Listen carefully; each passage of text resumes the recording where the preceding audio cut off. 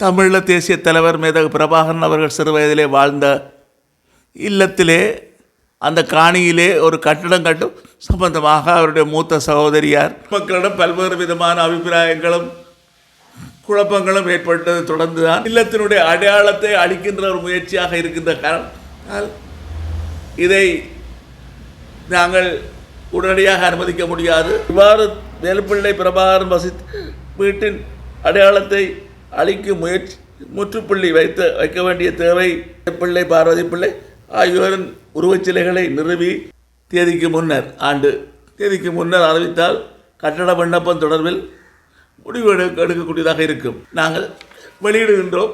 நிச்சயமாக அவர்கள் இதை பாவித்து சரியான செய்தியை பொதுமக்களுக்கு கொண்டு செல்ல வேண்டும் என்பதற்கு அடியிலே இருக்கக்கூடிய வீடுகளை எல்லாம் மக்கள் பார்வையிட்டது போல சிறு வயதிலே 15 வயது வாழ்ந்து பிறந்து வாழ்ந்த வீட்டை பார்ப்பதற்கு ஆயிரக்கணக்கிலே மக்கள் படையெடுத்ததிலே பெரும்பாலானவர்கள் சிங்களவர்கள். தேசிய தலைவர் மேதகு பிரபாகரனுடைய அடையாளம் முழுமையாக அளிக்கப்பட வேண்டும் என்ற நோக்கத்திலே தான் இலங்கை அரசாங்கமும் இலங்கை படைகளும் செயற்படுகின்றதா?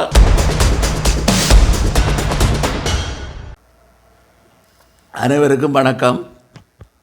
இந்த பிரதான ஊடக சந்திப்பினுடைய நோக்கம் வல்வெட்டித்துறையிலே தமிழீழ தேசிய தலைவர் மேதகு பிரபாகரன் அவர்கள் சிறு வயதிலே வாழ்ந்த இல்லத்திலே அந்த காணியிலே ஒரு கட்டடம் கட்டும் சம்பந்தமாக அவருடைய மூத்த சகோதரியார் திருமதி ஜெகதீஸ்வரி மதியாபரணம் அவர்களுடைய ஒரு அட்டோர்னி தத்துவத்தை பயன்படுத்தி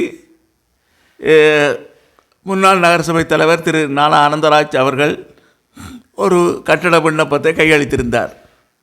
அந்த காணியிலே ஒரு மாடி கட்டிடமாக நூலகத்தை அமைப்பது என்பது அந்த திட்ட முன்மொழிவு.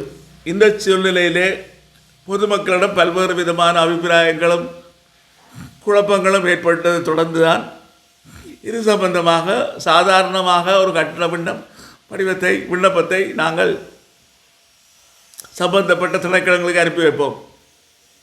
நகர அபிவிருத்தி அதிகார சபை UDA urban டெவலப்மெண்ட் அத்தாரிட்டி, வீதிக்கு அருகில் இருக்கக்கூடிய இடங்கள் என்றால் அது வீதி அபிவிருத்தி அதிகார சபை, ரோட் டெவலப்மெண்ட் அத்தாரிட்டி, அதேபோல் வீதி அபிவிருத்தி திணைக்களத்துக்கு பக்கத்தில் என்றால் வீதி அபிவிருத்தி திணைக்களம்,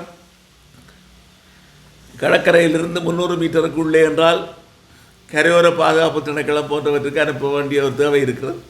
அவை அந்த சம்பந்தப்பட்ட எல்லாவற்றையும் எடுத்து அதன் பின்னர் நகர அபிவிருத்தி அதிகார சபை உத்தியோகத்தர்கள் கலந்து கொள்கின்ற கூட்டத்திலே நாங்களும் கலந்து கொண்டு இறுதி முடிவு எடுக்கப்படும். எல்லா நிபந்தனைகளும் சரியாக இருந்தால் அதற்கான அனுமதி வழங்கப்படும்.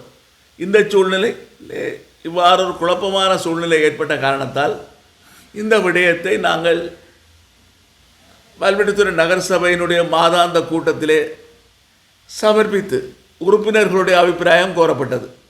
அப்பொழுது உறுப்பினர்கள் பல்வேறு விதமான கருத்துக்களை கூறி இது தமிழீழ தேசிய தலைவர் மேதகு பிரபாகரன் அவர்கள் வாழ்ந்த இல்லத்தினுடைய அடையாளத்தை அளிக்கின்ற ஒரு முயற்சியாக இருக்கின்ற காரணம் இதை நாங்கள் உடனடியாக அனுமதிக்க முடியாது. சில வேண்டுகோள்களை நிபந்தனைகளை நாங்கள் விதிக்க வேண்டும் என்று சொன்னாடி படையிலே ஏகமனதாக ஒரு தீர்மானத்தை நாங்கள் எடுத்து அவர்களுக்கு ஒரு கடிதம் மூலம் அறிவித்திருக்கிறேன். அந்த கடிதத்தை நான் இப்பொழுது வாசிக்கின்றேன். திருமதி மதியாபரணம் ஜெகதீஸ்வரி, 12வது பிரிவு, BTC கலைஞர் கருணாநிதி நகர், சென்னை 6,78,000, தமிழ்நாடு, இந்தியா. ஊடாக திரு நானா ஆனந்தராஜ், தனியம்பை வல்வெட்டித்துறை, அன்புடையீர். தங்களின் கட்டட அனுமதிக்கான விண்ணப்பம் தொடர்பானது. தங்களின் 3/12/2025 கட்டட விண்ணப்பம் சார்பாக குறித்த விண்ணப்பம் தொடர்பாக மக்கள் மத்தியில் பல்வேறு கருத்துக்கள் நிலவுவதை தொடர்ந்து நகரசபை சம்பந்தமாக 30/1/2026 மாதாந்த கூட்டத்தில் ஆராய்ந்து ஒரு தீர்மானத்தினை எடுத்துள்ளது. வேலுப்பிள்ளை பிரபாகரன் அவர்கள் சிறுவயதில்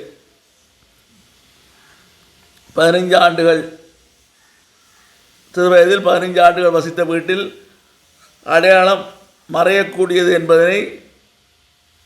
என்பதன் அடிப்படையிலே இந்த தீர்மானம் எடுக்கப்பட்டுள்ளது. உலகத் தலைவர்கள் பலர் வீடுகள் இன்றும் அருங்காட்சியகமாக பாதுகாப்பு பேணப்பட்டு வருகின்றது. இந்த வீடு அமரர்கள் வேலுப்பிள்ளை தம்பதிகளின் மூத்த மகளாய் உங்களுக்கு சீதனமாக வழங்கும் ஆதரவு என்பதில் மாற்று கருத்துக்கு இடமில்லை. இருந்தாலும் அந்த வீடு இடித்து அழிக்கப்பட்டு இடிபாடுகளும் இராணுவ முகாமுக்கு கொண்டு செல்லப்பட்டு காட்டுமிராண்டித்தனம் அரங்கேறியது. இவ்வாறு வேலுப்பிள்ளை பிரபாகரன் வீட்டின் அடையாளத்தை அழிக்கும் முற்றுப்புள்ளி வைக்க வேண்டிய தேவை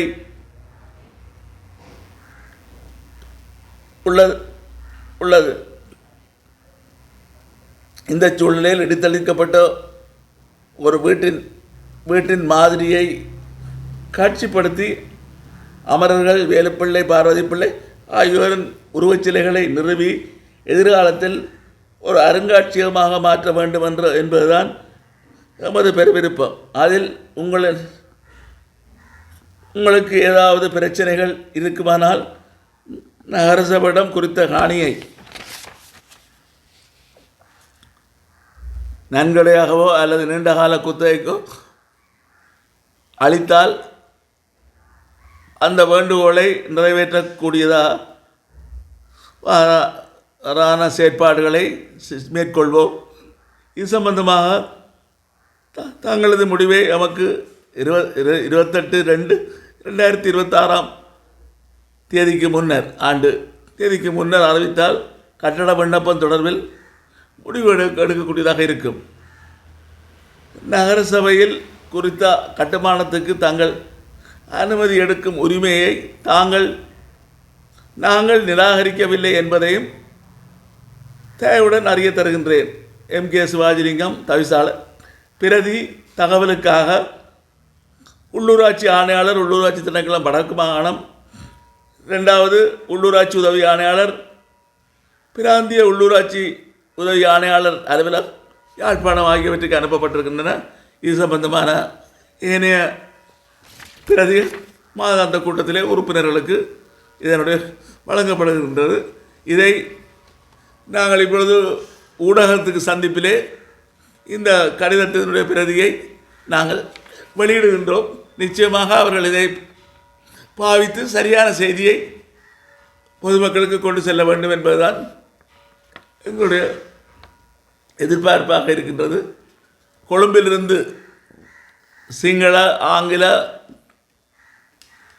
தமிழ் ஊடகங்களும் வெளிநாடுகளிலிருந்தும் நூற்றுக்கணக்கானவர்கள் தொடர்பு கொண்டிருக்கிற காரணம், ஒவ்வொருவருக்கும் நாங்கள் விளக்கம் சொல்லிக் கொண்டிருக்கிற காரணத்தை சொல்ல முடியாத காரணத்தினால்தான் இந்த ஊடக சந்திப்பை நடத்தி இந்த அவர்களுக்கு எழுதிய கடிதத்தினுடைய பிரதியை அதை நாங்கள் இப்பொழுது ஊடகத்துக்கு வெளியிட்டிருக்கோம். என்ற அவர்களும் எங்களுக்கு அளித்த வேண்டுகோள்கள் எல்லாம் ஊடகங்களில் வந்த இடத்தில் நாங்களும் ஊடகத்துக்கு அனுப்பியிருக்கின்றோம். அதை அவர்களும் புரிந்து கொள்வார்கள் என்று நான் நினைக்கின்றேன். நன்றி, வணக்கம். யுத்தம் முடிவடைந்த தொடர்ந்து 2009 மேதகு பிரபாகரன் அவர்கள் வன்னியிலே வாழ்ந்த இல்லங்கள், நிலத்துக்கு அடியிலே இருக்கக்கூடிய வீடுகளை எல்லாம் மக்கள் பார்வையிட்டது போல சிறு வயதிலே 15 வயது வாழ்ந்த வீட்டை பார்ப்பதற்கு ஆயிரக்கணக்கிலே மக்கள் படையெடுத்ததிலே பெரும்பாலானவர்கள் சிங்களவர்கள். அவர்கள் அந்த மண்ணையும் எடுத்து சென்று வணங்கி சென்றதனுடைய விளைவுதான் கோபத்திலே அந்த அறகுறையாக இடிந்த வீட்டை கூட இராணுவம் முழுமையாக இடித்து அகற்றி கற்களை கூட இராணுவ முகாமுக்கு கொண்டு சென்று வெறும் மணல் தரையாக்கினார்கள். அதன் பின்னர் கூட மக்கள் மணல்களை அள்ளி சென்று வணங்கி கொண்டிருந்த காரணத்தால் தான் தேசிய தலைவர் மேதகு பிரபாகரனுடைய அடையாளம் முழுமையாக அளிக்கப்பட வேண்டும் என்ற நோக்கத்திலே தான் இலங்கை அரசாங்கமும் இலங்கை படைகளும் செயற்படுகின்றதா என்ற சந்தேகம் எங்களுடைய மக்கள் மத்தியிலே இருந்து கொண்டிருக்கிறது. அந்த அடிப்படையிலே தான் மக்களுடைய